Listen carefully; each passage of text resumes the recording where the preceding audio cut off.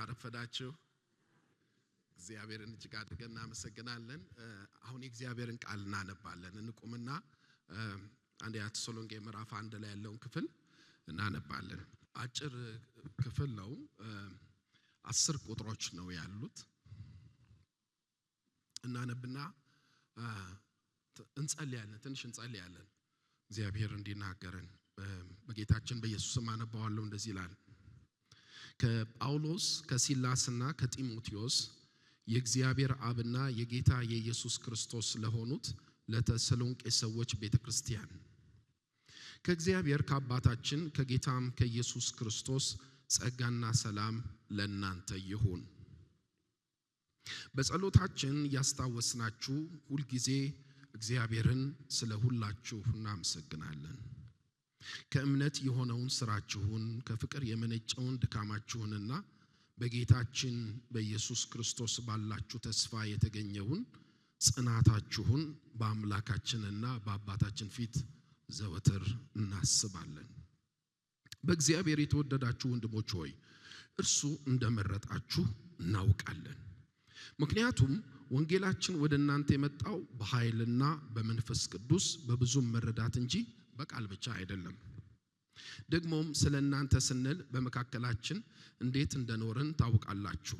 እናንተ እኛንና ጌታን መስላችኋል። ምንም እንኳን ብርቱ መከራ ቢደርስባችሁም ቃሉን በመንፈስ ቅዱስ ደስታ ተቀብላችኋል።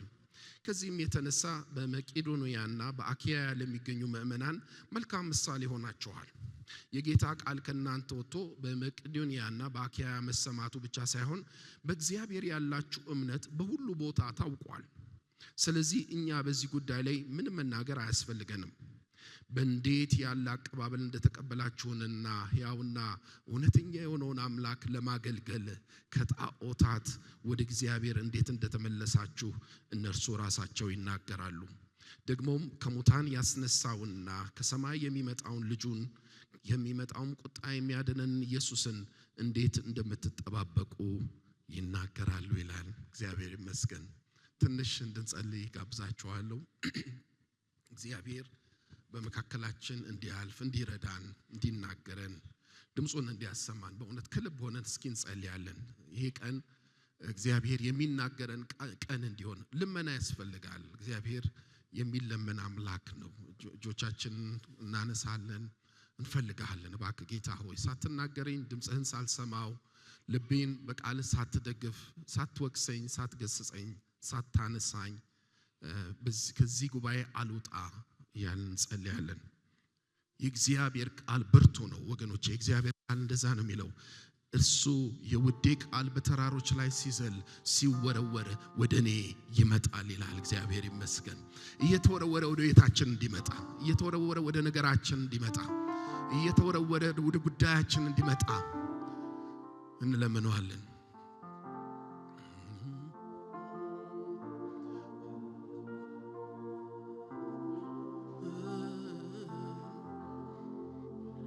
አስተምረኝ ጌታዬ ሆይ አስተካክላት ሕይወቴን መንገዴን ሁሉ ስራመድ አንተ ከኔ ጋር ሁን። አስተምረኝ ጌታ እንደ ልጅነቴ ተካክለ ዛሬም ልጅ ነን ጌታ ሆይ ሁሉ ስራመድ አንተ ከኔ ጋር እንደ ልጅ እንለምነዋለን። አስተምረኝ ጌታዬ ሆይ አስተካክላት ሕይወቴን መንገዴን ሁሉ ስራመድ አንተ ከኔ ጋር አስተምረኝ አስተምረኝ ጌታዬ ሆይ አስተካክላት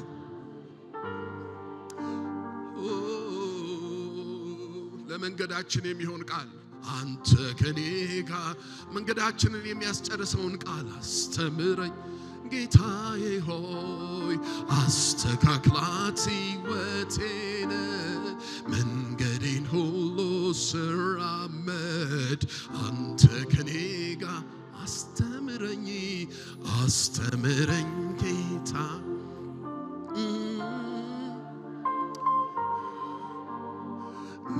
መንገዴን ሁሉ ስራመድ ተከኔ ጌታ ሆይ እናመሰግናለን። ትልቁ እግዚአብሔር በፊት ቀረብን። ብርቱ እግዚአብሔር በፊት ቀረብን። ተናጋሪው እግዚአብሔር በፊት ቀረብን። የምታደምጥ እግዚአብሔር በፊት ቀረብን። ልጆችህ ከእግርህ በታች ይቀመጣሉ ቃሎችህንም ይቀበላሉ ተብሎ ተጽፏል። ይሄ በመካከላችን አሁን ይፈጸም። ከእግሮች በታች እንቀመጣለን። ልክ እንደ ማርያም የተሻለውን መምረጥ ይሁንልን። ከመባከን የምንሰበሰብበት ይህ ሰዓት፣ ድምጽህን ለመስማት የምናቆበቁብበት ይህ ታይም እግዚአብሔር ሆይ በጉጉት ቃልህን ለመቀበል ከአንደበትህ የሚፈሰውን የሕይወት ቃል ለመቀበል በፊት የምንሆንበት የተባረከ ሰዓት በኢየሱስ ስም ይሁን። አቤቱ ሕዝብህን ነፃ የምታወጣው ቃልህን ስትልክ ነው። በተጨነቁ ጊዜ ወደ እግዚአብሔር ጮኹ፣ ቃሉን ላከ ፈወሳቸው ይላል። የሚፈውስ ቃል ይገናኘን፣ የሚያነሳን ቃል ይገናኘን፣ የሚረዳን ቃል ይገናኘን፣ መንገዳችንን የሚያስጨርሰን ቃል ይገናኘን።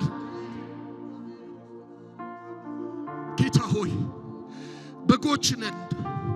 የእረኛውን ድምፅ ለመስማት እንደሚጓጉ በጎች፣ የእረኛው ድምፅ እንደሚናፍቃቸው በጎች፣ የእረኛው ድምፅ ለመኖራቸው ዋስትና እንደሆነላቸው በጎች በፊትህ በቃል ፊት ስንገኝ ልክ እንደዛው ነን ጌታ። ዋስትናችን ቃልህ፣ የሚበራን ቃልህ፣ የሚያስጨርሰን ቃልህ፣ የምንደርሳበት ቃልህ፣ የምንገነባበት ቃል በኢየሱስ ስም ያለ መከልከል በመሃላችን ይውረድ፣ በመሃላችን ይፍሰስ፣ በመሃላችን ይመላለስ። እንቃወማለን ክፉን፣ ቃልህን የሚጠላውን እንቃወማለን። የሰውን ሐሳብ እንቃወማለን። የቃልህ መፍሰስን የሚቃወመው እንቃወማለን። በናዝሬቱ በኢየሱስ ክርስቶስ ስም ይፍረስ። ይፈታ ጉባኤያችን፣ ይለቀቅ ጉባኤያችን። የእግዚአብሔር ቃል የሚፈስበት ጉባኤ ይሁን። የእግዚአብሔር ቃል የማይከለከልበት ጉባኤ በኢየሱስ ስም፣ በኢየሱስ ስም፣ በኢየሱስ ስም፣ በኢየሱስ ስም ይሰበር። የተፈታ ይሁን ጉባኤያችን። የተለቀቀ ጉባኤ ይሁን። የተነሳንበት የምንነሳ ኃይልን ተሞልተን የምንነሳበት ተቀየረን የምንወጣበት ስፍራ ይሁን። እግዚአብሔር ከኛ ጋር የምትገናኝበት ቦታ ይሁን። መንፈስ ቅዱስ ከኛ ጋር የምትገናኝበት ቦታ ይሁን። የመገናኛ ቦታ ይሁን። በኢየሱስ ስም ጸለይን። አሜን። ሃሌሉያ። ስሙ ይባረክ። መንፈስ ቅዱስ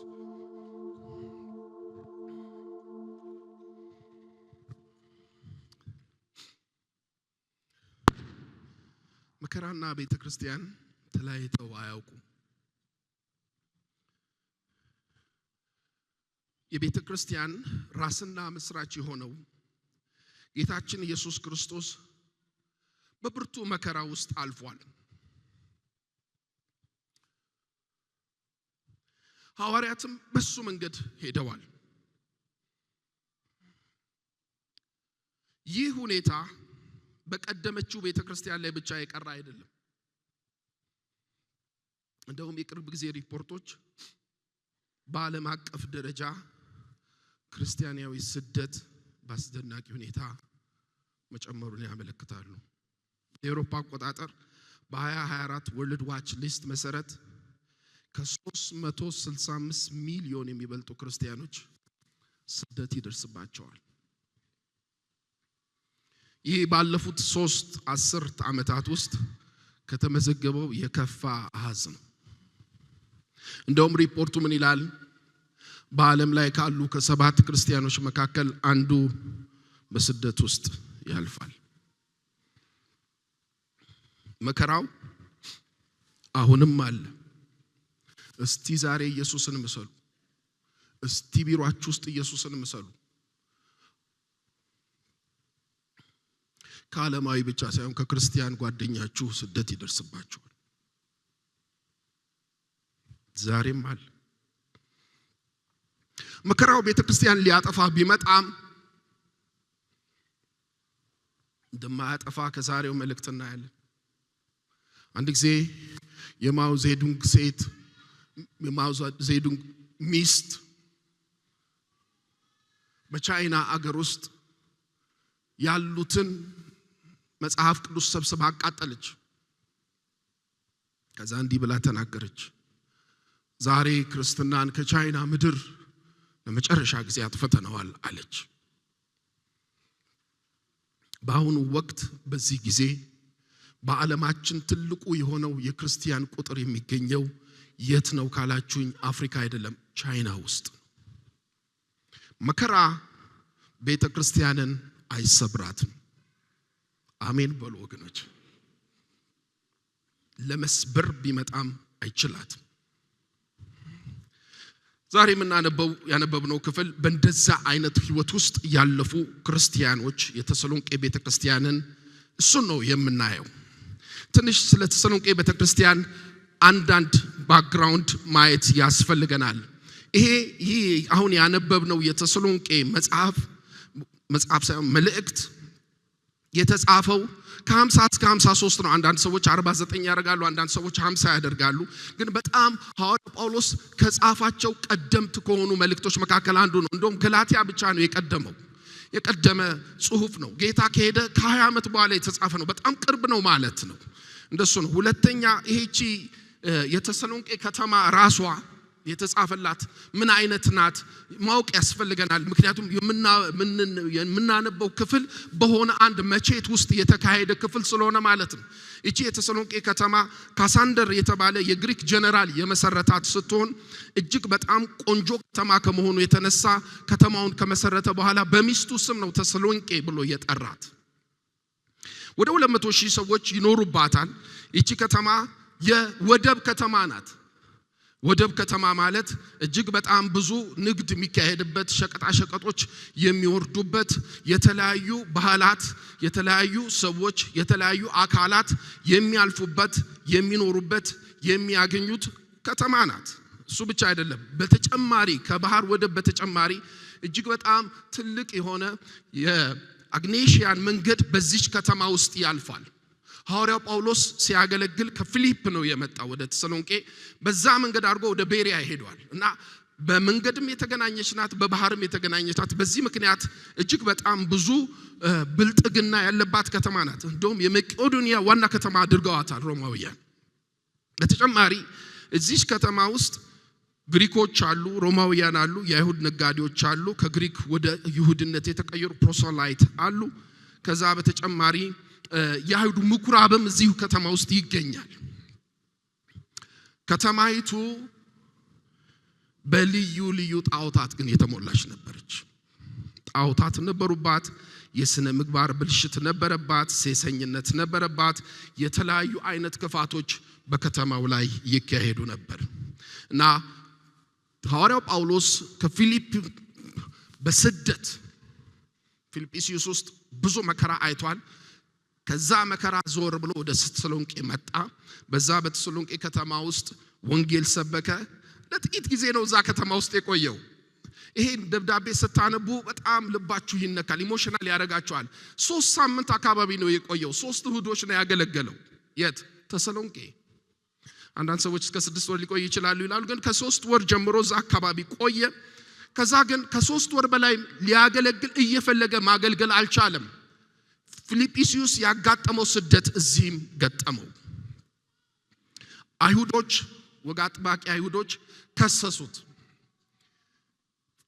ጳውሎስ የተከሰሰበት ክስ ጌታ ኢየሱስ ከተከሰሰበት ክስ ጋር ይመሳሰላል።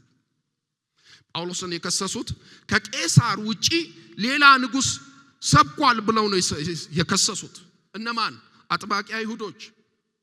ትዝ ይላችኋል ጌታችን ኢየሱስ ክርስቶስ የተከሰሰበት ክስ እኛ ሌላ ንጉስ የለንም፣ ይሄ ሰው የራሱን ንጉስ አድርጓል፣ የኛ ንጉስ ማን ነው ብለዋል አይሁዶች። ቄሳር ነው ብለዋል። በተመሳሳይ ክስ ተከሰሰ። ከዛ በኋላ ይሄ ሰውዬ በዛ መቆየት አልቻለም፣ ተባሮ ወጣ። በዚህ ምክንያት እቺ ለጋ የሆነች ቤተክርስቲያን የ3 ሳምንት ቤተክርስቲያን በ3 ሳምንት ውስጥ የተመሰረተች ቤተክርስቲያን በጳውሎስ የተጀመረው ስደት በሷ ውስጥ ያልፍ ጀመር።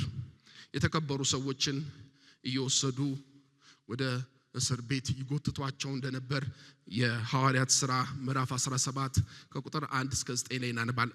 እሷን ክፍል እንድናነብ ጋብዛችኋለሁ። ሐዋርያት ሥራ እንሄድና ከ1 እስከ 9 እናነብ። ከተማይቷን በደንብ እንድናይ ይረዳናል። ከዛ ወደዚህ ሐሳብ እንመለሳለን። ሐዋርያት ሥራ 17 ከ1 እስከ 9 እንደዚህ ይላል። በጌታ ኢየሱስ ስም አነባለሁ። ጳውሎስ ሲላስም በአንፊጶልና በአንጶሎንያ አልፈው ወደ ተሰሎንቄ ሄዱ። በዚያም የአይሁድ ምኩራብ ነበር። ጳውሎስም እንደ ልማዱ ወደ ምኩራብ ገባ። 3 ሰንበትም ከቅዱሳት መጻሕፍት እየጠቀሰ ከእነርሱ ጋር ተነጋገረ። ክርስቶስ መከራን መቀበል እንዳለበትና አያችሁ የጳውሎስ መልእክት መከራ መቀበል እንዳለበት ነው የሚናገረው። ከሙታንም መነሳት እንደሚገባው እያስረዳ በማረጋገጥ ይህን የምሰብክላችሁ ኢየሱስ እሱ ክርስቶስ ነው አላቸው። አይሁድም አንዳንዶቹ የሰሙትን በመቀበል ከጳውሎስና ከሲላስ ጋር ተባበሩ። ደግሞም ቁጥራቸው ብዙ የሆነ እግዚአብሔርን የሚፈሩ ግሪኮችና እያሌ ዕውቅ ሴቶች የሰሙትን ተቀብለው ከእነርሱ ጋር ተባበሩ። አይሁድ ግን ስለቀኑ ወስላቶችን ከገበያ ቦታ አሰባሰቡ። ሕዝቡንም አነሳስተው ኤግዛክትሊ ኢየሱስ ላይ ያደረጉትን ነው አይደለም ያደረጉት። በዚህ ሰውዬ ላይ ጳውሎስ ኢየሱስን ይመስላል። ሕዝቡንም አነሳስተው በከተማ ውስጥ ሁከት ፈጠሩ።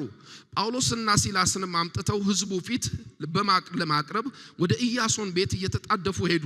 ነገር ግን ሊያገኟቸው አልቻሉም። ስለዚህ ኢያሶንና ሌሎች ወንድሞችን በከተማው ባሉ ባለስልጣናት ፊት እየጎተቷቸው እንዲህ ያሉ ጮሁ፣ እነዚህ ሰዎች ዓለሙን ሁሉ ሲያውኩ ቆይተው አሁን ደግሞ ወደዚህ መጥተዋል። ኢያሶንም በቤቱ ተቀብሏቸዋል። እነዚህም ሁሉ ኢየሱስ የሚባል ሌላ ንጉሥ አለ በማለት የቄሳርን ሕግ የሚጥሱ ናቸው። ሕዝቡና የከተማውም ሹማምንት ይህን በሰሙ ጊዜ ተሸበሩ። ከዚያም ኢያሶንና ሌሎችን በዋስ ለቀቋቸው ይላል። እንደዚህ አይነት ከተማ ነበረች እቺ ቤተክርስቲያን። በዚህ አይነት ሁኔታ ውስጥ የበቀለች ቤተክርስቲያን ናት። የተመሰረተች ቤተክርስቲያን ናት።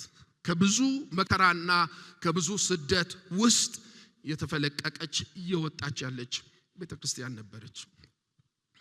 የዚህ የተሰሎንቄን መጽሐፍ ጠቅለል አድርገን ስናየው 3 ነገሮች እናገኝበታለን። መልእክቱ አንደኛ የተጻፈው በእንደዚህ አይነት በስደት ውስጥ አሁን ባነበብነው ሁኔታ ውስጥ ለነበሩ ምእመናን ሲሆን ዋና ጭብጦቹ የሚከተሉት ናቸው። አንደኛ ጳውሎስ ለተሰሎንቄ ሰዎች በእነሱ ሕይወትና በእነሱ አገልግሎት እነሱን በማየት በሰማው ጉዳይ ተደስቶ ምስጋና አቅርቧል። ያንን እናገኛለን። ሁለተኛ የምናገኘው ይሄንን ሙሉ መጽሐፍ የተሰሎንቄን መጽሐፍ ስናጠና ጳውሎስ የሰጣቸውን አገልግሎትና ትምህርቱን ያስታውሳቸዋል። በመከራ ውስጥ ያለፉ ነው፣ በችግር ውስጥ ያለፉ ነው። ትምህርቱንና ሕይወቱ አገልግሎቱ መታወስ ግን አለበት። እሱን ያደርጋል። ሶስተኛ ይሄንን ጠቅላላ አድርገን መጽሐፉን ስናጠናው የምናገኘው የክርስቶስ መመለስና እንደምታውን እናገኛለን። እነዚህ 3 ትልልቅ ነገሮች ይዞ ነው ይሄ መጽሐፍ በጳውሎስ የቀረበው። ስለዚህ ይሄንን ያህል ስለ መጽሐፉ ስለ ባክግራውንድ ካየን በቀጥታ ወደ ዛሬው ቅድም ወደ ነበብኩት ወደ ምዕራፍ 1 እንሄድ። ምዕራፍ 1ን ስታነቡ 4 ነገሮች አሁን ያነበብነው ክፍል ውስጥ 4 ነገሮች እናገኛለን። መጀመሪያ የምናገኘው ሰላምታ ነው። ሐዋርያው ጳውሎስ የሚያስገርም ሰላምታ ያቀርብላቸዋል። ሁለተኛ የምናገኘው ጳውሎስ ስለ ተሰሎንቄ ሰዎች እግዚአብሔርን ሲያመሰግን እናገኘዋለን። እግዚአብሔር የተመሰገነ ይሁን። ሶስተኛው ጳውሎስ እግዚአብሔርን ካመሰገነ በኋላ ያመሰገነበትን ደግሞ ምክንያት ሲገልጥም እናገኛለን። እነዚህ ሰዎች እንዴት ለምስጋና እንደበቁም ሐዋርያው ጳውሎስ በዚሁ ክፍል ውስጥ ፈልቀቅ አድርጎ ያሳየናል። ሌላው በመጨረሻ ከቁጥር 8 እስከ 10 የምናገኘው የተሰሎንቄ ሰዎች እምነታቸው ይሄ ሕያው የሆነ እምነታቸው ያመጣውን የሚታይ የሚጨበጥ ውጤት በእነሱ ሕይወት ውስጥና በአካባቢው ባለው ማህበረሰብና ከተማና አገር ውስጥ ያመጣውን ለውጥ እናያለን። እነዚህን 4 ነገሮች አይተን ነው የምንጨርሰው ማለት ነው። ስለዚህ ሰላምታውን ስንጀምር ቁጥር 1ን እናንበብ። እንደዚህ ይላል። ቁጥር 1 ከጳውሎስና ከሲላስና ከጢሞቴዎስ የእግዚአብሔር አብና የጌታ ኢየሱስ ክርስቶስ ለሆኑት ለተሰሎንቄ ሰዎች ቤተክርስቲያን ከእግዚአብሔር ከአባታችን ከጌታም ከኢየሱስ ክርስቶስ ጸጋና ሰላም ለእናንተ ይሁን እያለ ይጀምራል። ይሄ ሰላምታ የተለመደ ሰላምታ ነው። ሐዋርያው ጳውሎስ ደብዳቤ በሚጽፍበት ጊዜ በሰላምታ ይጀምራል። ሲጨርስም ሰላምታ የሚያቀርብበት ሁኔታ እናገኛለን። እዚህ ጋር ግን ሐዋርያው ጳውሎስ ትንሽ ለየት ያለ ነገር ይናገራል። እነዚህ ሰዎች ሕይወት ውስጥ ያለውን ምስጢር ስለሚያውቅ ቀረብ ያለ ነገር ያቀርባል።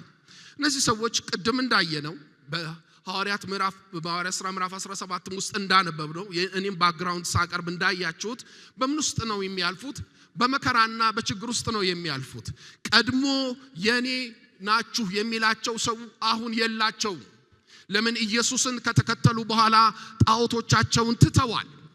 ቤተሰቦቻቸውን አንዳንዶች ትተዋል። ተገፍተው ወጥተዋል።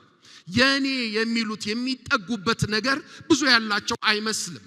ሐዋርያው ጳውሎስ በአስደናቂ ሁኔታ ሰላምታውን ሲጀምር እናንተ የማን ናችሁ ብሎ ጀመረ። በዚህ ስፍራ ላይ እናንተ የኢየሱስ እና የእግዚአብሔር ናችሁ ብሎ ጀመረ።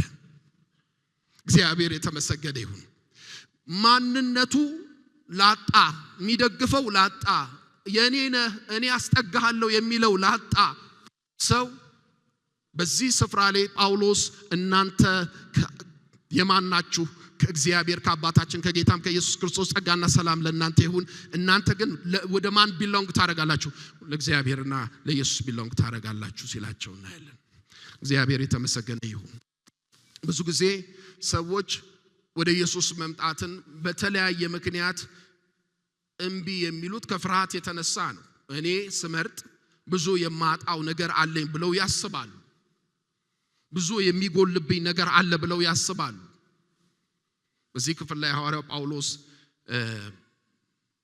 ለነዚህ ሰዎች አንድ የሚገርም ምስራች ይነግራቸዋል። እናንተ የማን ናችሁ ይላቸዋል። የጌታ የኢየሱስ ክርስቶስና የእግዚአብሔር አብ ናችሁ ይላቸዋል። እጅግ በጣም የተሻለ ምርጫ ነው። እግዚአብሔር የተመሰገነ ይሁን። ብዙ ሰው የእግዚአብሔር ከመሆንና የህብረተሰብ ከመሆን የሚል ምርጫ ሲቀርብለት አብዛኛው ሰው የህብረተሰብ መሆንን ይመርጣል። አይደለም ነው። እነዚህ ሰዎች እግዚአብሔርን መረጡ። እግዚአብሔር የተመሰገነ ይሁን። ወደ ታች ወረድ እንበል። ከዛ ከቁጥር 2 እስከ 4 ያለውን ክፍል ትንሽ እሱን አብራርተን ማየት ያስለብን ይመስለኛል። በጸሎታችን ይላል ሐዋርያው ጳውሎስ እያስታወስናችሁ ሁል ጊዜ እግዚአብሔርን ስለ ሁላችሁ እናመሰግናለን። ከእምነት የሆነውን ስራችሁን ከፍቅር የመነጨውን ድካማችሁንና በጌታችን በኢየሱስ ክርስቶስ ባላችሁ ተስፋ የተገኘውን ጽናታችሁን በአምላካችንና በአባታችን ፊት ዘወትር እናስባለን ይላል። ሐዋርያው ጳውሎስ ስለ እነዚህ ሰዎች ዜና ሰማ። ጢሞቴዎስ ነው ዜናውን የነገረው። ሐዋርያው ጳውሎስ በጣም ይጨንቀው ነበር። ለምን? ከነዚህ ሰዎች ጋር ያጠፋው ጊዜ 3 ሳምንት ብቻ ነው። እንዴት ሆነው ይሁን የሚል የልብ ጭንቀት ነበረው። ጢሞቴዎስ ደርሶ ሲመለስ ግን የነገረው ነገር ጭንቀቱን ወደ ምስጋና ቀየረው። ለምን ተመሰገኑ የሚለውን ነገር መጠየቅ ያለብን ይመስለኛል። ለምን የምስጋና ምክንያት ሆኑ? 3 ነገሮች በእነዚህ ሰዎች ውስጥ እናገኛለን። መጀመሪያ በዚህ ክፍል ውስጥ የምናገኘው ሐዋርያውን ጳውሎስ ወደ ምስጋና ያመጣው ነገር የነዚህ ሰዎች እምነት ነው። ምንድነው አልኩኝ? እምነት ነው። ምን አይነት እምነት አላቸው ብላችሁ ከጠየቃችሁኝ እምነታቸው በስራ የሚገለጥ ነው። አሁን ዘመነኛው ክርክር እምነትና ስራ እንዴት ናቸው የሚል ዘመነኛ ክርክር አለን። በዩቲዩብ ስትገቡ በእነዚህ ሰዎች ህይወት ውስጥ እምነታቸውና ስራቸው አይነጣጠልም። እምነታቸው በስራ ይገለጣል። ስራቸው የእምነታቸው ውጤት ነው። እምነት በስራ የሚገለጥ ነው እንጂ ተራ የሐሳብና የልብ ውስጥ ፍልስፍና አይደለም። ዳሩ ግን በተግባር የሚገለጥና የሚጨበጥ ደግሞ የማይደበቅ ነው። አብርሃም እግዚአብሔርን አመነ፣ ጽድቅ ሆኖ ተቆጠረለት። ከብዙ ጊዜ በኋላ እግዚአብሔር መጣና ቴስት አደረገው። ልጅህን ስጠኝ አለው። አላመነታም። በነጋታው ተነስቶ የእግዚአብሔርን ድምጽ ለመታዘዝ ልጁን ይዞ ወደ ሞሪያም ተራራ ሄደ። ወገኖቼ በእነዚህ ሰዎች ሕይወት ውስጥ የምናገኘው እምነት ድንቅ እምነት ነው። ሕያው እምነት ይባላል። እምነታቸው በምን የተገለጠ ነው? እስኪ በሉኝ ይሄን ባካችሁ ድገሙት። በስራ የተገለጠ እምነት አላቸው። በከፍተኛ ሁኔታ ከምንወረፍበት በተለይ በዚህ በዘመነኛው ቤተክርስቲያን በኢትዮጵያ ያለችው ቤተክርስቲያን የምትወረፈው ስራ አልባ እምነት አላችሁ ተብለን ነው።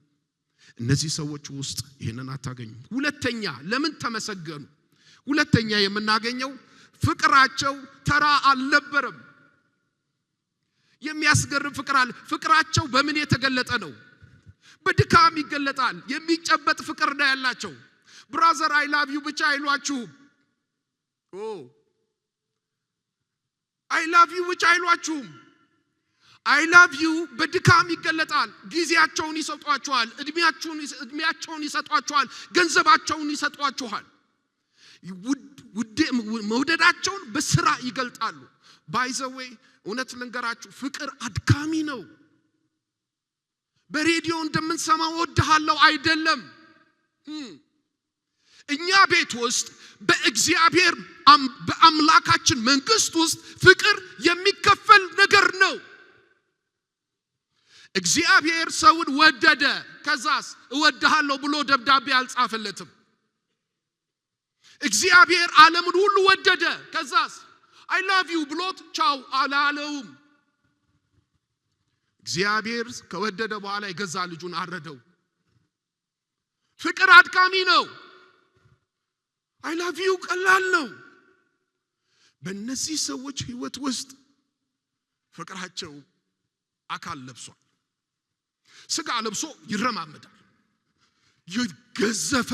የገዘፈ እርምጃ። ሶስት ለምን ተመሰገኑ? ተስፋ በሕይወታቸው ነበረ። የጸና ተስፋ። የጸና ብቻ ሳይሆን ይይዙትና ይጸኑበታል። ባይ ዘ ዌይ እነዚህ ሰዎች ታሪክ ካነበብኩ በኋላ እነዚህ ያልተዘመረላቸው ጀግኖች ናቸው ነው ያልኩት። ተስፋ አሻግሮ ለማየት ጉልበት ሰጪ ነው። የአሁኑን ፈተና ያሻግረናል። ወደሚቀጥለው ህይወት እንድንሻገር ይረዳናል። የተስፋ ቃሉን የሰጠው ማን ነው? ታማኝ ነው። ተስፋ ሰጥቷቸዋል። አምነን የምንናገርለትን ተስፋ አጥብቀን እንይዝ ይላል የዕብራው ጸሐፊ። ተስፋውን ይዘው ጸኑ። ብዙ ሰው የማይጸናው ተስፋውን ስለሚጥል። እነዚህ ሰዎች ያ ሁሉ መከራ እየወረደባቸው ቀጥ ብለው የቆሙት ተስፋቸውን ይዘው ነው። ክብር ለኢየሱስ ይሁን። ይሄንን ጉዳይ ሐዋርያው ጳውሎስ ሲሰማ እግዚአብሔርን አመሰገነ። ባይ ዘ ዌይ እነዚህ ሶስቱ ነገሮች በእነዚህ ሰዎች ሕይወት ውስጥ ያየነው በቆሮንቶስ መጽሐፍ ላይ እናገኘዋለን። ሐዋርያው ጳውሎስ እንደዚህ ይላል፣ እምነት፣ ተስፋ፣ ፍቅር ለዘላለም ጸንተው ይኖራሉ ይላል። እምነትና ተስፋ ፍቅር አይታዩ። እንደኔ ስጋ ለብሰው አይቆሙም። እውነተኛ እምነት፣ እውነተኛ ተስፋ፣ እውነተኛ ፍቅር በሰዎች ሕይወት ውስጥ ሲገለጥ ግን በተገለጠው ሕይወት ውስጥ እነዚህ ሶስቱ ነገሮች ስጋ ይለብሳሉ። ፊዚካል ይሆናሉ። ከኢንቪዚብል ወርልድ ከማይታየው ከእግዚአብሔር ዓለም ውስጥ ወደ ስጋኛው ዓለም ወደዚህኛው ዓለም ውስጥ ይገባሉ፣ ይሄዳሉ። በመንገዳችን ላይ ይሄዳሉ። የውሳኔዎቻችን ምክንያት ይሆናሉ። የየስና የኖ ምክንያት ይሆኑናል። በተገለጠው ሕይወት ውስጥ ስጋ ይለብሳል። ሐዋርያው ጳውሎስ እነዚህን ነገሮች ሲያይ ደስታውን መቆጣጠር አቃተው። ሶስት ሳምንት የተገለገሉ ሰዎች፣ 3 ሳምንት ያገለገላቸው ሰዎች፣ 3 እሁዶች ይሄንን አፍርተው ቁጭ አሉ። 20 ዓመት 30 ዓመት 40 ዓመት በቤተ ክርስቲያን ውስጥ የምንመላለስ ሰዎችን ይወክሱናል። ይህ ግን እንዴት መጣ ብለን መጠየቅ አለብን። እንደዚህ አይነት ከፍተኛ የሆነ አስደናቂ የህይወት ልምምድና የህይወት ኑሮ እንዴት መጣ? የሚቀጥለው ሐሳብ ውስጥ እናገኘዋለን። እንዴት መጣ ብላችሁ ከጠየቃችሁኝ መልሱ ወንጌላችን ነው። ወንጌላችን ነው። ወንጌላችን ይሄንን ነገር ያደርጋል። ተራ ጣዖት አምላኪዎችን ኢየሱስ አምላኪ ያደርጋቸዋል። ከ4 እስከ 6 እንደዚህ ይላል። በእግዚአብሔር የተወደዳችሁ ወንድሞች ሆይ እርሱ እንደመረጣችሁ እናውቃለን። ማን ነው የመረጣችሁ? እርሱ ነው።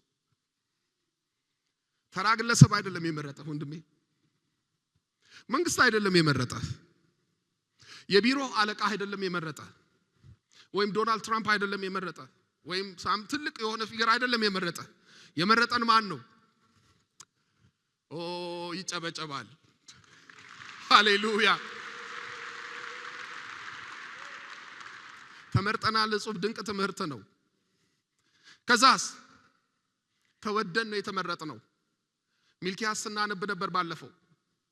ወድጃቸዋለሁ አላቸው። ከዛስ ያዕቆብና ኤሳው እኮ መንትያዎች ነበሩ አለ። መርጬ ግን ያዕቆብን ምን አደረግኩት? ወደድኩት አለ። የተወደዳችሁ ወንድሜ እርሱ እንደመረጣችሁ እናውቃለን። ምክንያቱም ወንጌላችን ወደ እናንተ የመጣው በምንድን ነው ይላል? በኃይልና በመንፈስ ቅዱስ፣ ከዛስ በብዙ መረዳት እንጂ በቃል ብቻ አልመጣም። ደግሞም ስለናንተ ስንል ይወላችሁ ወንጌልን ይነግሯቸውና ወንጌልን ይኖሩላቸዋል። ይሄንን ሐሳብ ልድገመው። ወንጌልን በአፍ ይነግሯቸውና ወንጌልን ይኖሩታል። በመካከላቸው ወንጌልን ያራምዱታል። ወንጌል ለተሰሎንቄ ሰዎች ጳውሎስ ሲመጣና ወንጌል ሲነግራቸው ቲዮሪቲካል አይደለም፣ በሚጻፍና የሚጠና አይደለም፣ የሚራመድ ነው። ይራመዳል፣ ይበላል፣ ይጠጣል፣ ይከፍላል፣ ይሰደዳል፣ ይመታል፣ ይደማል፣ ይነሳል። ወንጌል አካል አለው። እናንተ እኛንና ጌታን መስላችኋል። ምንም እንኳን ብርቱ መከራ ቢደርስባችሁም ቃሉን በመንፈስ ቅዱስ ደስታ ተቀብላችኋል ይላል። ይህንን ምን አመጣው? እምነትን ምን ፈጠረ? እምነት አልባ በሆኑ ሰዎች ቤት ውስጥ ምን ገባ? ፍቅር አልባ የሆኑ ጨካኝ ሰዎች። ስለ ከተማው ነገርኳችሁ አይደል? ክፋት የሞላባት ከተማ ውስጥ የኖሩ ሰዎች እንዴት በፍቅር የተርመሰመሱ ሆኑ? እንዴት ፍቅር ውስጣቸው ፈሰሰ? እንዴት ፍቅር የሚፈስባቸው ሰዎች ሆኑ? ተስፋ አልባ የነበሩ ሰዎች እንዴት ተስፋ አገኙ ስትሉ ወንጌላችን ድንቅ ያደርጋል።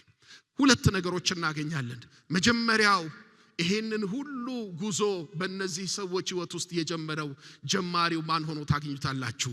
ጀማሪው እግዚአብሔር ሆኖ እናገኘዋለን። ወገኖቼ በህይወታችን ያለው መልካም ነገር የጀመረው ጥሩ ቤተሰብ ስላሳደገን አይደለም፣ ጥሩ ትምህርት ስለተማረን አይደለም፣ በቤተ ክርስቲያን አካባቢ ስላለፍንም አይደለም። በህይወታችን ያለውን እጹቡን ድንቁን ስራውን የሰራው የወደደን የመረጠን እግዚአብሔር ነው።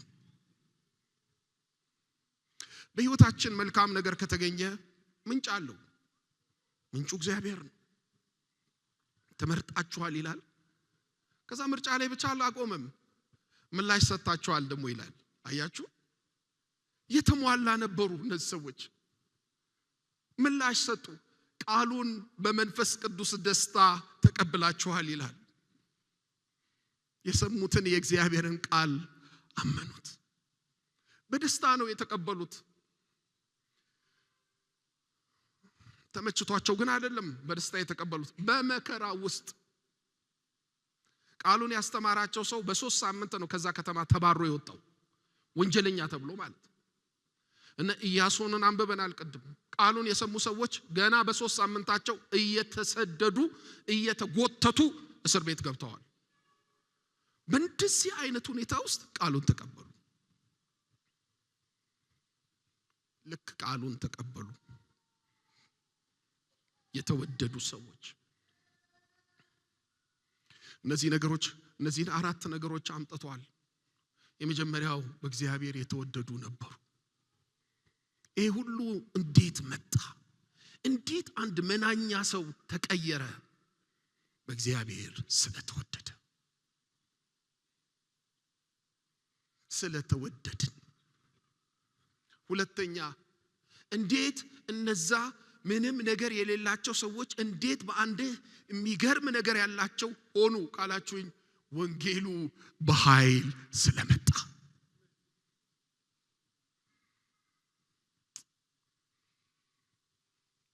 የሱ ነው ወንጌሉ። መልካም ዜና ነው። ዜናው ስለማን ነው? ስለ ኢየሱስ ነው።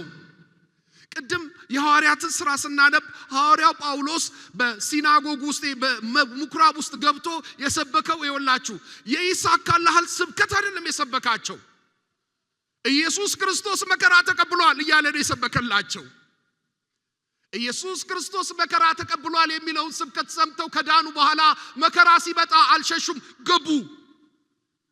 የሰሙት ምን አይነት ስብከት ነው? ይሳካልሃል፣ ኢየሱስን ካገኘ በኋላ አትታመምም፣ ኢየሱስን ካገኘ በኋላ ቦይንግ ትገዛለህ የሚል አልነበረም የሰሙት ምንድነው? ኢየሱስ ራሱ በመከራ ውስጥ አልፏል የሚል መልእክት ነበር የሰሙት። መስቀል ያለበት ክርስትና ነበር የሰሙት። መስቀል ወደ ውስጣቸው ሲገባ መከራን መቱት፣ መከራን አሸነፉት። ወንጌሉ በኃይል ነው የመጣላቸው። ወንጌል ኃይለኛ ነው። አንድ ጓደኛችን እንደዚህ ይላል፣ ጌታ ሆይ እንደዚህ በኃይል የተቀበልኩት ወንጌል በእኔ ቤት እንዳይሞት ይላል።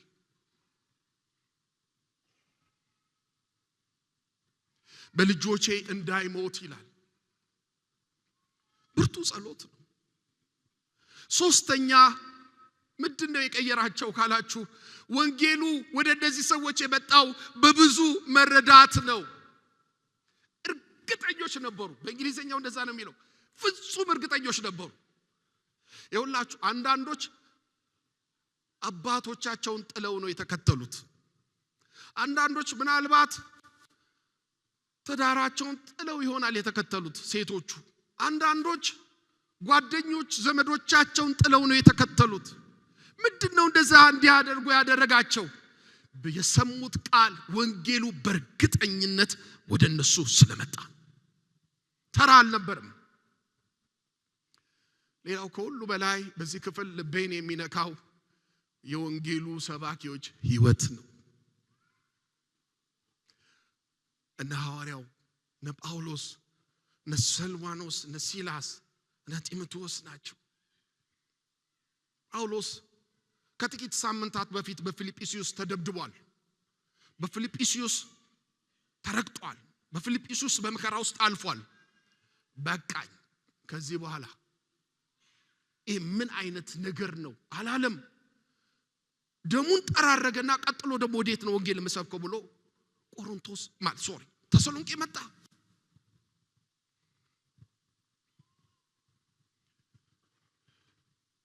ከዛ ምኩራብ ገባ።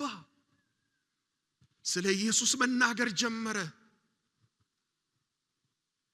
እንዴት ላትሰሙት ትችላላችሁ? ይሄንን ሰውዬ ደሙን እየጠረገ የሚናገረውን ሰውዬ ማለት ነው። በህይወቱ ፈርዶ የሚናገረውን ሰውዬ ወንጌሉን በኑሮ አሳያቸው። በመካከላቸው እንዴት ባለ ህይወት እስኪ ቁጥር 2 ላይ ምዕራፍ 2 ላይ ቁጥር 8 እና አንበበው። ይሄ ሰውዬ በመካከላቸው እንዴት እንደነበረ እናንበብ። የወንጌል አድራሽ ሰዎች፣ የወንጌል ባለአደራዎች ወንጌልን በሚያቀርቡበት ስፍራ እንዴት እንደሚኖሩ አባቶቻችን እንዴት እንደኖሩ እናንበብ። ቁጥር 8 እንደዚህ ይላል። ትንሽ ከ6 ጀምረን እናንበበው። ከናንተም ሆነ ከሌሎች ከማንም ከሰው የሚገኝ ክብር አልፈለግንም። ኦ መንፈስ ቅዱስ!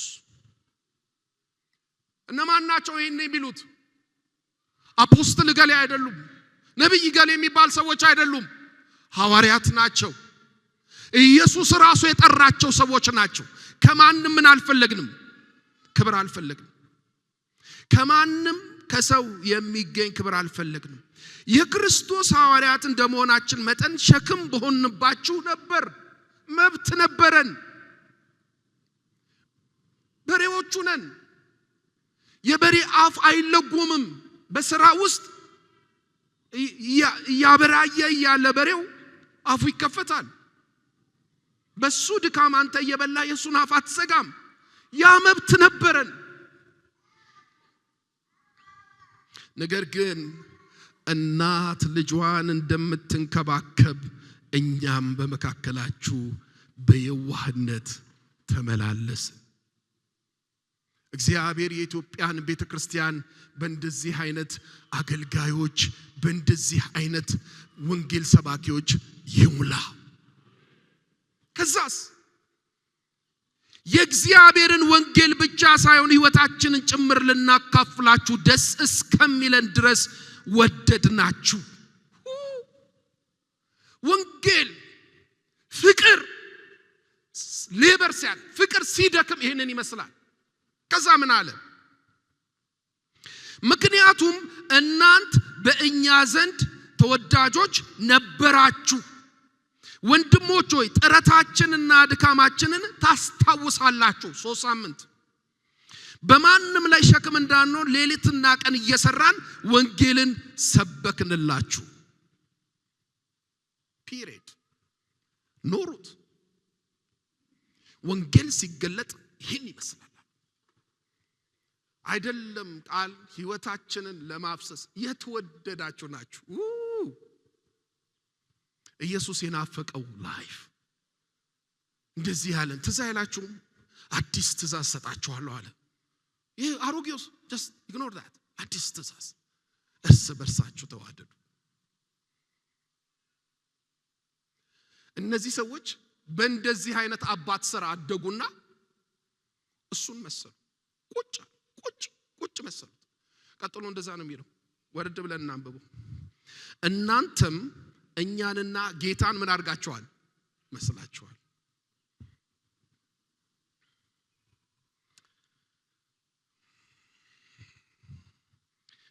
ከ7 እስከ 10 እንደዚህ ይላል። ከዚህም የተነሳ በመቄዶንያና በአክያ ለሚገኙ ምእመናን መልካም ምሳሌ ሆናችኋል። የጌታ ቃል ከናንተ ወጥቶ በመቄዶንያና በአክያ መሰማቱ ብቻ ሳይሆን ቃል ብቻ ሳይሆን በእግዚአብሔር ያላችሁ እምነት በሁሉ ቦታ ምን አድርጓል? ታውቋል። የ3 ሳምንት ክርስቲያኖች። ስለዚህ እኛ በዚህ ጉዳይ ላይ ምን መናገር አያስፈልግም። በእንዴት ያለ አቀባበል እንደተቀበላችሁና ሕያውና እውነተኛ የሆነውን አምላክ ለማገልገል ከጣዖታት ወደ እግዚአብሔር እንዴት እንደተመለሳችሁ እነርሱ ራሳቸው ይናገራሉ። ደግሞም ከሙታን ያስነሳውን ከሰማይ የሚመጣውን ልጁን ከሚመጣውም ቁጣ የሚያድንን ኢየሱስን እንዴት እንደምትጠባበቁ ይናገራሉ። ጳውሎስን አሳረፉት። ቁጭ እሱን መሰሉ። ቁጭ ኢየሱስን መሰሉ። ኢየሱስ በተሰሎንቄ እርኩሰት በሞላበት የአገር ጣዖታት በሚመለኩበት ስፍራ ኢየሱስ ገባ። ወክ ማድረግ ጀመረ። ኢየሱስ ወክ ማድረግ የጀመረው በኢያሱን ሕይወት ውስጥ ነው። ኢያሱን የተሰሎንቄ ከተማ ውስጥ የነበረ ጌታን የተቀበለ አንድ ሰው። ኢያሱን ወክ ሲያደርግ የኢየሱስ ሽታ ይሸታቸዋል። 3 ሳምንት ስንት ጊዜ ነው ጌታ? 3 ሳምንቱ ነው። በ3 ሳምንት እንደዚህ ያደርጋል። ኢየሱስ እምነቱ ይታያል። ተስፋው ይታያል። በጥፊ ስትመቱ ድሮ ያሯሯጠ በጥፊ የሚመታችሁ ሰውዬ እሱን አቁሟል። ማን ገባው? ኢየሱስ ገባ ቤቱ። ኢየሱስ ተገለጠ። ሰብሰብ አድርገን እነዚህን ነገሮች ስንመለከት በእነዚህ ሰዎች ሕይወት ውስጥ 4 ነገር እናገኛለን። 3 ነገር እናገኛለን። የመጀመሪያ 3ቱ ነገር የምናገኘው በእነዚህ ሰዎች ሕይወት ውስጥ እምነት እናገኛለን። ሕያው የሆነ እምነት እናገኛለን። ከዛ ፍቅር እናገኛለን። ከዛ እነዚህ 3ቱን ነገሮች እናገኛለን። ሌላው ፍጹም የማንረሳው የእግዚአብሔርን ጣልቃ ገብነት በሕይወታቸው እናገኛለን። እነዚህ ነገሮች ይሄንን ነገር ወለዱ። በዚህ ቃል መሰረት አንደኛ በቃልና በተግባር የተገለጠ ሕይወት ነበራቸው። ተሰሎንቄ ስትሄዱ ተራ ቃል አትሰሙም። ኢየሱስ በሙሉ ክብሩ ይገለጣል፣ ይነገራል፣ ይሰበካል፣ ይኖራል። ኢየሱስ የሚኖር ነው ወገኖቼ። እስኪ አጠገባችሁ ላለው ሰው እንደዚህ በሉልኝ፣ ኢየሱስ የሚኖር ነው በሉልኝ። ሁለተኛ በእነዚህ ሰዎች ህይወት ውስጥ ምን ሆነ? ትናንትና ሲያመልኩ የነበሩትን የግሪክ አማልክቶች በሙሉ ቀነጣጥሰው ጣሉ፣ ተቀደሱ፣ ተለዩ፣ የእግዚአብሔር ብቻ ሆኑ። ጳውሎስ መልእክቱ ሲጀምር እንደዚህ አለ፣ አያቸው ድሮ የእገሌ ጣዖት ነበሩ፣ አሁን የማን ሆነዋል? የእግዚአብሔር ሆነዋል፣ የኢየሱስ ሆነዋል። የተቀደሰ ህይወት ነበራቸው። ሶስተኛ በእነዚህ ሰዎች ውስጥ የምናገኘው ብርቱ ምስክርነት ነው። የኖሩትን ህይወት በንግግር ያጸኑት ነበር። ብርቱ ምስክርነትን እናገኛለን። ሌላ በጣም በሚያስደንቅ ሁኔታ ከነዚህ ሰዎች ህይወት ውስጥ የምንማረው እነዚህ ሰዎች በእምነት በተስፋ በፍቅር ውስጥ ሆነው ማንን ይጠብቁ ነበር? ኢየሱስን ይጠብቁ ነበር። ክብር ለኢየሱስ ይሁን። ምን እንውሰድ ከነዚህ ሰዎች ህይወት ውስጥ? ምን እንውሰድ? የመጀመሪያው የምንወስደው ኔክስት፣ ዛሬም እምነታችን፣ ፍቅራችን፣ ተስፋችን ሙሉ እንዲሆን እግዚአብሔር ይፈልጋል። በከፍተኛ ሁኔታ ኮንቴምፖራሪዋ ቸርች በእነዚህ ችግሮች ውስጥ ገብታለች። እምነታችን ጎዶሎ ነው። የሞተ እምነት የሚባለውን እንለማመዳለን። ፍቅራችን ዘማሪው እንደዘመረው ያንደበት ነው፣ ስራ የለበትም፣ አይሸትም፣ ባዶ ንግግር ብቻ ነው። ተስፋ እንዳለው ሰው አይደለም የምንረማመደው። ስንጣላ፣ በዘር ስንጣላ፣ በክብር ስንጣላ፣ በተለያየ ነገር ስንጣላ እዚሁ የምንኖር ነው የምንመስለው። ዛሬ እግዚአብሔር የሚናገር እንደዚህ ነው። ስራ ያለው እምነት እንዲኖረን እግዚአብሔር ይፈልጋል። የሚገለጥ እምነት፣ ድካም ያለበት ፍቅር። እንጸልያለን። ትንሽ ድካም ያለበት ፍቅር ያስፈልጋል። መዋደዳችን ትንሽ እንደው ጌታ ብሎታል አይደል? ይቀሰቀሳል ብሏል። ተቀሳቀሰ ጊዜ አይሸታችሁም? እሽታ አሁን ብትወድቁ ቶሎ የሚሮጥና የሚያነሳችሁ ሰው ያለ ይመስለናል ብዙ ጊዜ። አንድ ሰው እዚህ ጉባኤ ያለ ሰው እንደዚህ ሲናገር ሰምቻለሁ። የሚደርስልኝ ሰው አለ ለመሆኑ ብሎኛል። ፍቅር ድካም ይጠይቃል። እኛ ፍቅርን ከእግዚአብሔር የተማርነው እንደዛ ነው። ወዳችኋለሁ አለ፣ እንደወደደን በኑሮ አሳየን። ሶስተኛው ጽናት ያለበት ተስፋ ይፈልጋል። እውነተኛ በተግባር የተገለጠ ህይወት ምስጋናን ለእግዚአብሔር ያመጣል። ጥያቄው ግን በእኛ ምክንያት እግዚአብሔር ይመሰገናል ወይ ብለን ልንጠይቅ ይገባል። በነብዩ ምክንያት እኔ ጋር የሚከርሙ ሰዎች እግዚአብሔርን ያመሰግናሉ ወይ? በእኔ ምክንያት ቤተክርስቲያን እግዚአብሔርን ታመሰግናለች ወይ? ፓስተሮች እግዚአብሔርን ያመሰግናሉ ወይ? በቦሌ ቃልዮትስ ምክንያት እግዚአብሔር ይመሰገናል ወይ? መጠየቅ አለበት። ሁለተኛ ምን እንውሰድ ከነዚህ ሰዎች? ሙሉ ወንጌል ይሰበካ። ሙሉ ወንጌል ቤተክርስቲያኑ አይደለችም። ወንጌሉ ሙሉ ይሁና። ወንጌሉ ሙሉ ሲሆን እንደዚህ ይሆናል። በኃይልና በመንፈስ ቅዱስ ይመጣል። መረዳት ተራ ቃል ብቻ አይደለም። ከመንፈሳዊ ባርነት ነፃ ያወጣል። በብዙ መረዳት እንጂ በቃል ብቻ ወንጌል አይመጣም። ዛሬም የኢትዮጵያ ቤተክርስቲያን ከፍተኛ ፈተናችን የተሸቀጠ ወንጌል በአደባባያችን ይሰበካል። ከዚህ የተነሳ ብርቱ እንደ ተሰሎንቄ አይነት ብርቱ ሰዎች ከዛ ስብከት ውስጥ በዛ ስብከት ተመግበው አይወጡም። ያልተሸቀጠው እውነተኛ ወንጌል የተቀበሉትን ፈጽሞ ይቀይራል። ይወላችሁ ወንጌል ሳይሸቀጥ በፊታችሁ ከቀረበ ሁለት ምርጫ አላችሁ። ወይ ትቀበለዋለህ ወይ ታሳድደዋለህ። በቃ አለቀ። አው ጌታ ኢየሱስ ጋር ስትሄዱ እንደዛ ነው። ወይ ትመጣለህ፣ ካልሆነ ጥለው ትሄዳለህ። አይለምንህም። ወይ ተመለስ። ሀብታሙ ሰውዬ እያዘነ ሲሄድ ምንም አላለውም። ቆቆቆ እቺን ነገር ላቅልል አላለውም። ሂድ። እንደዛ ነው። ሶስተኛ ምን እንማር? ከሐዋርያው ሕይወት ድንቅ ነገር እንማራለን። ሐዋርያት እንዴት እንዳገለገሉ በጥቂቱ ብልጭ አድርገዋል። በዚህ ክፍል ውስጥ ለሚያገለግላቸው ሰው ቃል ብቻ አልነበረም የሚያፈስላቸው፣ ሕይወት ጭምር ያፈስላቸው ነበር። በእውነት ሁላችንም አገልጋዮች ነን። እግዚአብሔር እንደዚህ ያድርገን። I wish የቦሌ ቃለ ሕይወት ሁላችን በእንደዚህ አይነት ሕይወት ብንገለጥ ከንግግራችን ሕይወታችን የፈሰሰ ቢሆን። ሁለተኛ በመከራ ያለፈ የጸና የሚያገለግል ሕይወት ነበረው። በመከራ ውስጥ ለሚያልፉት አይዲያል ምሳሌ ነበረ። ያዩታል። እሱን ሲያዩት መደብደብን አይፈሩም። እሱን ሲያዩት መታሰርን አይፈሩም። እሱን ሲያዩት ኢየሱስን ይወዱታል። ኢየሱስ ተወዷል። ለእሱ ዋጋ በሚከፍልለት ልክ መጠን ኢየሱስን ማፍቀሩን በተግባር በሚገልጥ ሕይወት ኢየሱስ ይገለገል ነበር። ሶስተኛ የሚኖረው ሕይወቱና የሚናገረው ስብከቱ ተጣጥመውለታል። እውነተኛ አገልጋይ በቃልና በሥራ ብርቱ ነው። ይሄንን የተማርነው ከዋናው ከረኞቹ አለቃ ነው። ኢየሱስ ለዛ ነው። መጨረሻ አንድ ታሪክ ልንገራችሁና ከዛ በኋላ አብረን እንጸልያለን። ስላን ታላቁ ሰካራም ነው መነግራችሁ። ካነበብኩት ቆይቷል። ይሄን ታሪክ በአንድ አገር ውስጥ እጅግ በጣም ታዋቂ የሆነ ቀንደኛ ወይም ሱፐርስታር ሰካራም ነበረ። እውነት ያ ታሪክ ነው። በጣም የታወቀ ሰካራም ከመሆኑ የተነሳ የሰካራሞች ሁሉ ምሳሌ ነው። በጣም ጎበዝ ጠጪ ነው። PhD ይዟል። በየመንገዱ የሚደፋ በየመንገዱ የሚወድቅ ሁሉም ሰው ያውን ገሌ ነው ይባላል። ዶክተር ሰካራም ልንለው እንችላለን ወይም ፕሮፌሰር ሰካራም ይባላል። ይህ እንደዚህ ሱፐርስታር የሆነው ሰካራም የሆነ ጊዜ የቴንት ሚቲንግ በቴንት በድንኳን ውስጥ ወንጌል በሚሰበክበት ጊዜ ወንጌል ሰማ። ያ ሰካራም በሚደንቅ ሁኔታ ያ ወንጌል ልቡን ነካው። ተለወጠ። ብርቱ ለውጥ ተለወጠ። እና መለወጡ የሚገርማችሁ ምን ሆነ መሰላችሁ? ተለውጦ እዛው የወንጌል የሚሰበክበት ድንኳን ውስጥ አገልጋይ ሆነና እሱ በተራው ሌሎች ሰካራሞች ጌታን ተቀብለው ሲያስመልሳቸው እሱ መጥረግ ጀመረ። ተለወጠ።